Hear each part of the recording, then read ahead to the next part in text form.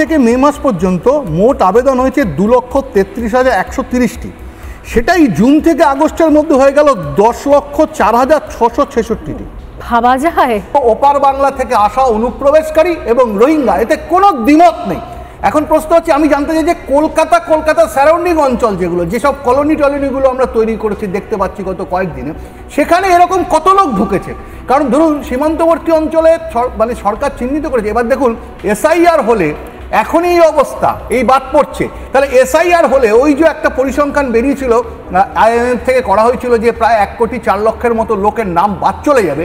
এই বাদের জায়গাটা যাবে কেন ভয়ঙ্করভাবে, এবং সেই কারণেই এত আন্দোলন, সেই কারণেই এত কিছু দেব না। আর এই যে কথাগুলো, কাগজ আমরা দেখাবো না, এই যে একটা কথা, কাগজ দেখাবো না, এই যে কাগজ দেখানোর আন্দোলনের পেছনে আসলে এই ভুয়া ভোটারদেরকে ভারতবর্ষের নাগরিক করে জনবিন্যাস বদলে দিয়ে আমাদের দেশে আমরা যারা নাগরিক, তাদের নাগরিক অধিকারকে খর্ব করে দিয়ে জনবিন্যাস শুধু বদলে না, আমাদের সংস্কৃতি 5,000 বছরের থেকেও প্রাচীন সংস্কৃতিকে বদলে দেওয়া এবং পশ্চিম বাংলাকে পশ্চিম বাংলাদেশে রূপান্তরিত করার যে গভীর ষড়যন্ত্র, তার নেটওয়ার্কে হচ্ছে এটা যে এই ভোটার তালিকার বৃদ্ধি। এবার কি বলা হবে, খোদ এই এখনই এই অবস্থা, তাহলে এরপর যখন এসআইআর হবে তখন কি ভয়ঙ্কর ব্যাপারটা জায়গায় দাঁড়াবে।